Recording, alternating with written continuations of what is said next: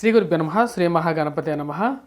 మార్చి 14వ తారీఖు నుంచి ఏప్రిల్ 14వ తారీఖు 30 రోజుల పాటు రవిగ్రహ సంచారం అనేది జరుగుతుందన్నమాట. రవిగ్రహ సంచారం ముందు మనం ముఖ్యంగా తెలుసుకోవాల్సిన రవి యొక్క ప్రభావం అనేది ఎలా ఉంటుంది జీవితంలో అనేది తెలుసుకోవాలి. సూర్యారాధన అనేది చాలా విశిష్టమైనది. సూర్యుడు కొన్ని స్థానాల్లో అత్యధికంగా యోగించేటువంటి గ్రహం అన్నమాట. అంటే గోచారం అనేది సపరేట్గా ఉంటుంది. అలాగే స్వజాతకంలో గురించి కూడా కొన్ని వీడియోస్ నేను చేయటం జరుగుతుంది. శుక్రమహర్దశ గురించి చేస్తున్నాం అన్నమాట ప్రజెంట్. అది కూడా వీడియోస్ తొందరలో రాబోతున్నాయి, అవి కూడా చూసుకోవచ్చు. ఇప్పుడు మనం చూసినట్లయితే రవి 0.58 డిగ్రీస్ పర్ డే అన్నమాట. అంటే 0.58 డిగ్రీస్ తన యొక్క సంచారం అనేది జరుగుతూ ఉంటుంది. ఆ యొక్క సంచార రీత్యా ఒక రాశిలో తన యొక్క ప్రభావం, ఒక ప్రయాణం అనేది 30 రోజుల పాటు గడుస్తూ ఉంటుంది. అంటే రవి ఎంత క్రమశిక్షణతో కలిగినటువంటి గ్రహమో మనం చెప్పుకోవచ్చు. జీవితంలో ఉన్నతమైనటువంటి స్థాయిలోకి వెళ్ళాలి అంటే సూర్యుడి యొక్క ప్రభావం అనేది జీవితంలో అధికంగా ఉంటే వాళ్ళు మంచి పేరు ప్రఖ్యాతులు తెచ్చుకోగలుగుతారు, సంఘంలో గౌరవం గుర్తింపు పొందగలుగుతారు. ఇప్పుడు మనం చూసినట్లయితే ఈ మార్చి 14వ తారీఖు నుంచి ఏప్రిల్ 14వ తారీఖు వరకు రవిగ్రహ సంచారం ఎవరికి బాగా అనుకూలిస్తుంది అనేది చూద్దాం. గురువు మేషంలో సంచారం చేస్తున్నాడు. అదేవిధంగా శుక్రుడు, బుధుడు, శని మనం చూసినట్లయితే కుంభంలో ఉన్నారు. రాహువు, బుధుడు మీనంలో ఉన్నాడు అన్నమాట. కుజుడు ఈ యొక్క మార్చి 15వ తారీఖున కుజగ్రహ మార్పు అనేది జరిగింది. దాని గురించి కూడా నేను చెప్పడం జరిగింది అన్నమాట. ఇప్పుడు రవి యొక్క మార్పు అనేది మార్చి 14 జరుగుతున్నది. మార్చి 14న కుంభ సంక్రమణం జరిగింది. కుంభ సంక్రమణం వచ్చేటప్పటికి ఫిబ్రవరి 13వ తారీఖు జరిగిందన్నమాట. ఇప్పుడు వచ్చేటప్పటికి మార్చి 14 కరెక్ట్గా 30 రోజుల తర్వాత రవి యొక్క మార్పు అనేది మీనంలోకి జరుగుతున్నది. ఇది ఈ యొక్క ప్రభావ రీత్యా కుజుడు యొక్క మార్పు కూడా జరుగుతున్నది. ఈ యొక్క ప్రభావం అనేది ద్వాదశ రాశుల వారి మీద ఎలా ఉంటుంది అనేది నేను చెప్తాను. అదేవిధంగా ఎవరికి బాగా యోగిస్తున్నది, ఏ యొక్క రాశుల వారికి బాగా యూస్ఫుల్గా ఉంటుంది అనేది చెప్తాను. దాని ప్రకారంగా వచ్చేటప్పటికి మిగతా రాశుల వారికి చేసుకోవాల్సినటువంటి రెమెడీస్ అనేది ఎలా ఉంటాయి అనేది చెప్తాను. రవి కొన్ని స్థానాలను యోగిస్తాడు కాబట్టి నేను మెయిన్గా కాన్సన్ట్రేటివ్గా వృషభం, మిథునం, తుల, మకర రాశుల వారికి ఎవరికైతే రవిగ్రహ మార్పు అనేది బాగా యోగించబోతున్నదో వారిని కాన్సన్ట్రేటివ్గా చెప్పడం జరుగుతుంది. మిగతా రాశుల వారికి కొన్ని చేసుకోవాల్సినటువంటి రెమెడీస్ అనేవి ఎలా ఉన్నాయి అనేది తర్వాత చెప్తాను. అది కూడా చూసుకోవచ్చు చివరిలో. తదుపరి వచ్చేటప్పటికి మనం చూసినట్లయితే చివరి రాశి అన్నమాట. మకర రాశి వారికి వచ్చేటప్పటికి మళ్ళీ యోగ్యతని ఇవ్వబోతుంది అన్నమాట. రవిగ్రహ సంచారం తృతీయంలోకి రాబోతున్నాడు.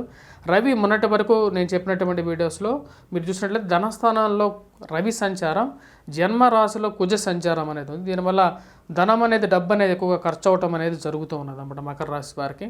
మార్చి 14 నుంచి ఏప్రిల్ 14వ తారీఖు వరకు రవి ఈ యొక్క రాశి వారికి వచ్చేటప్పటికి తన యొక్క సంచారం అనేది మీనరాశిలోకి మారబోతున్నాడు. మీనరాశిలోకి మారబోతున్నటువంటి రవి నెల రోజుల పాటు ఇక్కడ మీనరాశిలోనే ఉంటాడు. కాబట్టి ఈ నెల రోజులు మకర రాశి వారికి కెరియర్ పరంగా సక్సెస్ అనేది పొందగలుగుతారు అన్నమాట. అంటే ముఖ్యంగా వృత్తిపరంగా, వ్యాపార పరంగా కూడా అనుకూలత పొందగలుగుతారు, పేరు ప్రఖ్యాతులు సంపాదించగలుగుతారు. దానికి ముఖ్య కారణం వచ్చేటప్పటికి రవి యొక్క అనుకూలత అన్నమాట. అంటే ఏ ఒక్క మనిషికైనా సరే లైఫ్లో సక్సెస్ పొందాలి అంటే సూర్య భగవానుడి యొక్క కృప అనేది ఉండాలన్నమాట. కృప ఉంటేనే మనకేమవుతుంది, లైఫ్లో ఒక విజన్ అనేది ఉంటుంది. మనం చేసేటువంటి పనుల్లో సూటిగా చేయగలుగుతాము, దానిలో సక్సెస్ అనేది పొందగలుగుతాం అన్నమాట.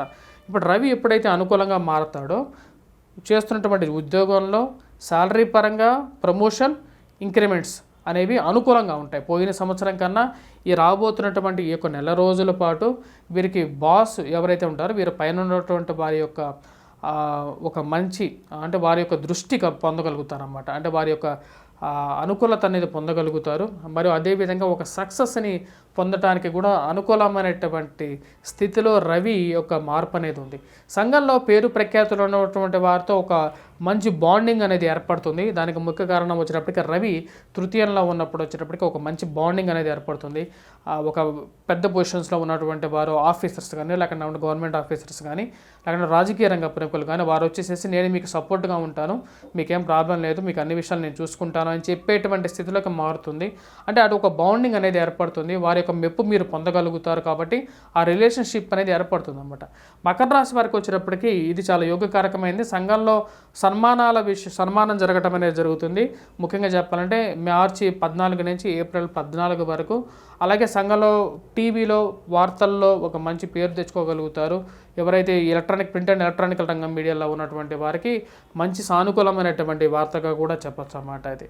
మరి అదేవిధంగా ఇక రాశి వారికి వచ్చేటప్పటికి ధైర్యంతో మీరు చేసేటువంటి పనుల్లో వచ్చేటప్పటికి విజయాన్ని పొందగలుగుతారు. కొత్తగా బిజినెస్ ఎస్టాబ్లిష్ చేయాలి, లేకపోతే వ్యాపారంలో ముందుకు వెళ్ళాలి, ఉద్యోగంలో వేరే చోట అనుకూలత కోసం ప్రయత్నం చేయాలి అని చెప్పి మీ యొక్క ఆలోచనలో వచ్చేటప్పటికి పదునెక్కుతుంది. మరియు మీరు చేసేటువంటి పనుల్లో వచ్చేటప్పటికి విజయాన్ని పొందగలుగుతారు. రవి ఎప్పుడైతే తృతీయంలోకి వెళ్తాడో ఈ యొక్క విషయంలో సక్సెస్ పొందుతారు. ఆ యొక్క విషయంలో ఎటువంటి ప్రభావం, ఎటువంటి సందేహం అనేది లేదు. రవి మంచి స్థానంలో ఉన్నప్పుడు అనుకూలంగా ఉంటుంది. కాకపోతే ఇక రాశి వారికి ధనస్థానంలోకి కుజుడు సంచారం చేయబోతున్నాడు. కుజుడు జన్మరాశిలో ఉన్నప్పుడు నెగిటివ్ రిజల్ట్స్ వస్తుందని నేను చెప్పాను. ఇప్పుడు ధనస్థానంలోకి రాబోతున్నటువంటి కుజుడు కూడా ధనక్షయకారకుడుగానే ఉంటాడు అనమాట. అంటే డబ్బు అనేది ఎక్కువ ఖర్చు అవుతుంటుంది. మాట్లాడేటప్పుడు జాగ్రత్తగా మాట్లాడుతూ ఉండాలి, లేకపోతే కొద్ది కష్టాలు ఉంటాయి. ఎలాగైతే రవి యొక్క ప్రభావం అనేది పాజిటివ్గా ఉందో కుజుడు కొంచెం కష్టాన్ని కలిగించే విధంగా ఉన్నాడు. కాబట్టి కుజుడికి సంబంధించినటువంటి పరిహారం చేసుకోవాలి. మకర రాశిలో ఉన్నటువంటి విద్యార్థులకు వచ్చేటప్పటికి అనుకూలమైనటువంటి కాలంగానే చెప్పచ్చు. వృత్తిపరంగా వ్యాపారపరంగా ఎలాగైతే అనుకూలంగా ఉంటుందో ఇక రాశిలో ఉన్నటువంటి విద్యార్థులు పోటీ పరీక్షల కోసం ప్రిపేర్ అవుతున్నటువంటి వారు కొద్దిగా కాన్సన్ట్రేట్ చేసి చదవాలి. ఆరోగ్యాన్ని కొద్దిగా జాగ్రత్తగా చూసుకుంటే వీరు సక్సెస్ పొందగలుగుతారు. ఈ సంవత్సరం వీళ్ళు అనుకున్నటువంటి మార్క్స్ ఏవైతే ఉన్నాయో, వీళ్ళు అనుకున్నటువంటి టార్గెట్ ఏదైతే ఉందో, అంటే ఏదైతే ఎగ్జామ్స్ ఏవైతే టార్గెట్ ఉన్నాయో ఆ టార్గెట్స్లో వచ్చేటప్పటికి ఎంసెట్ కానీ లేకుంటే ఏదైతే ఎగ్జామ్ రాయబోతున్నారో ఆ యొక్క ఎగ్జామ్లో వీళ్ళ సక్సెస్ ఒకవేళ ఈ డేట్స్లో ఉన్నట్లయితే వీరికి అనుకూలమైనటువంటి గ్రహస్థితిగా గోచరిస్తుంది. మరి అదేవిధంగా వీరు విదేశాన ప్రయత్న సంబంధితమైన విషయాల్లో అనుకూలించే విధంగా ఉంది. విదేశాన ప్రయత్నాలు ఎవరైతే చేయాలనుకుంటున్నారో వారికి అనుకూలించే విధంగా ఉంది. ధనం అనేది కొంచెం ప్రాబ్లమాటిక్గా ఉన్నప్పటికీ కూడా ఈ రాశి వారికి అంటే వైవాహిక జీవితంలో కూడా చిన్న చిన్న మనస్పర్ధలు అనేవి ఉంటాయి వీరికి. ఎందుకంటే ధనస్థానాల్లో వచ్చేటప్పటికి కుజుడు సంచారం జరగబోతుంది కాబట్టి. కాకపోతే రవి యొక్క అనుకూలత వల్ల వీరు వచ్చేటప్పటికి టాప్ 4లో వచ్చేటప్పటికి రవిగ్రహ సంచారంలో మకర రాశి వారిని కూడా ఇంక్లూడ్ చేసుకోవచ్చు అన్నమాట. మొత్తం 4 రాశుల వారికి ఈ యొక్క రవిగ్రహ సంచారం అనేది అనుకూలించబోతున్నది. మిగతా రాశుల వారికి ఎలా ఉండబోతుంది అనేది నేను లాస్ట్లో చెప్తాను, చూడండి. నేను ఇప్పుడు 4 రాశులకే చెప్పాను, మిగతా రాశులకు ఎందుకు చెప్పలేదు అనేది నేను ఇప్పుడు వివరిస్తాను. మేషరాశికి 10వ స్థానంలో ఉన్నటువంటి రవి యోగ్యాన్ని ఇవ్వడు, ధనక్షయకారకుడుగా మారతాడన్నమాట. ఆరోగ్యపరంగా కూడా జాగ్రత్తలు అనేవి తీసుకోవాలి. అలాగే వృషభ రాశి వారి గురించి నేను ఆల్రెడీ చెప్పాను. వృషభ రాశి వారికి లాభస్థానంలో ఉన్నటువంటి రవి యోగ్యాన్ని ఇస్తాడు. ఉద్యోగపరంగా వ్యాపారపరంగా కూడా అనుకూలమైనటువంటి సమయంగానే చెప్పచ్చు. మిథున రాశి వారికి రాజ్యస్థానంలో ఉన్నప్పుడు రవి యోగ్యాన్ని ఇవ్వగలుగుతాడు, పేరు ప్రఖ్యాతులు పొందగలుగుతారు. వృషభ రాశి వారికి చెప్పాలి అంటే ఎక్కువగా అనుకూలమైనటువంటి ఫలితాలు వస్తాయి. అదేవిధంగా కర్కాటక రాశి మనం చూసినట్లయితే మిథున రాశి తర్వాత కర్కాటక రాశి వారికి నేను ఎందుకు చెప్పలేదు అంటే, కర్కాటక రాశి వారికి మనం చూసినట్లయితే భాగ్యస్థానంలో ఉన్నటువంటి రవి ధనక్షయకారకుడుగా మారతాడు. అలాగే మోసపూరితమైనటువంటి మాటలకి మోసపోవటానికి కారకుడుగా కూడా తయారవుతాడు. కర్కాటక రాశి వారు ఎక్కువగా జాగ్రత్తగా ఉండాలి. ఎందుకు జాగ్రత్తగా ఉండాలంటే అష్టమంలో శనితో పాటు కుజుడు కలవబోతున్నాడు, భాగ్యస్థానంలో రవి కలవబోతున్నాడు. కాబట్టి కర్కాటక రాశి వారు జాగ్రత్త అనేది ఎక్కువగా ఉండాలి. ఈ 2 గ్రహాలు అంత యోగ్యాన్ని ఇవ్వట్లేదు. తదుపరి సింహరాశి వారికి మనం గమనించినట్లయితే ఇక్కడ మనం చూసినట్లయితే అష్టమంలో రవి సంచారం అనేది అంత పాజిటివ్ ఇంపాక్ట్ అనేది ఇవ్వదన్నమాట. ఎందుకంటే అష్టమంలో రవి సంచారం చేస్తున్నప్పుడు 7 అంటే 90 డిగ్రీస్ యాంగిల్లో ఈ యొక్క స్థానాన్ని చూస్తాడన్నమాట. ఇది ధనక్షయకారకంగా మారుతుంది. ధనక్షయకారకం అంటే డబ్బు అనేది ఎక్కువగా ఖర్చు అవుతుంటుంది. అలాగే ఫైనాన్షియల్గా కూడా ఇష్యూస్ని ఎక్కువగా క్రియేట్ చేస్తుంటుంది. మాట్లాడేటప్పుడు జాగ్రత్తగా మాట్లాడాలి, ఇవన్నీ ఉన్నాయన్నమాట. సో కాబట్టి నేను సింహరాశి వారి గురించి ఎక్కువగా చెప్పలేదు. మరియు అదేవిధంగా మన తదుపరి రాశి మనం చూసినట్లయితే తదుపరి రాశి అనేటువంటిది కన్యారాశి వారికి కరెక్ట్గా 90 డిగ్రీస్ యాంగిల్లో ఉందన్నమాట. 90 డిగ్రీస్ యాంగిల్లో రవి యొక్క దృష్టి పడినప్పుడు ఈ యొక్క కన్యారాశి వారికి కుజుడు యోగ్యకారకుడు అయినప్పటికీ కూడా రవి యోగ్యకారకుడు కాదు. కాబట్టి ఎప్పుడైతే రవిగ్రహ దృష్టి పడినప్పుడు శరీరంలో అధికమైనటువంటి వేడి ఎక్కువగా అవుతుంది. అదేవిధంగా డబ్బు కూడా ఎక్కువ ఖర్చు అవుతూ ఉంటుంది. మాట్లాడేటప్పుడు జాగ్రత్తగా కూడా మాట్లాడాలి ఈ యొక్క రాశివారు. తదుపరి రాశి మనం గమనించినట్లయితే తదుపరి రాశి అయినటువంటిది తులారాశి. తులారాశి వారికి వచ్చేటప్పటికి యోగ్యకారకమైనటువంటి స్థితిలోకి రవి రాబోతున్నాడు అన్నమాట. దాని గురించి నేను చెప్పడం జరిగింది. అలాగే వృశ్చిక రాశి వారి గురించి ఎందుకు చెప్పలేదంటే పంచమంలోకి వచ్చినటువంటి రవి కూడా యోగ్యాన్ని ఇవ్వడు, ధనక్షయకారకుడిగా మారుతాడు. అదేవిధంగా ధనస్సు రాశి వారికి వచ్చేటప్పటికి చతుర్థంలోకి వస్తున్నటువంటి రవి వల్ల వచ్చేటప్పటికి సెల్ఫ్ డ్రైవింగ్లో జాగ్రత్తగా ఉండాలి, ఆరోగ్యాన్ని జాగ్రత్తగా చూసుకోవాలి. పిల్లల ఆరోగ్యాన్ని కొత్తగా ఇల్లు కొనేటప్పుడు కూడా జాగ్రత్తగా ఉండాలన్నమాట ఇల్లు. తదుపరి రాశి మనకు గమనించినట్లయితే రాశి వచ్చి మకర రాశి.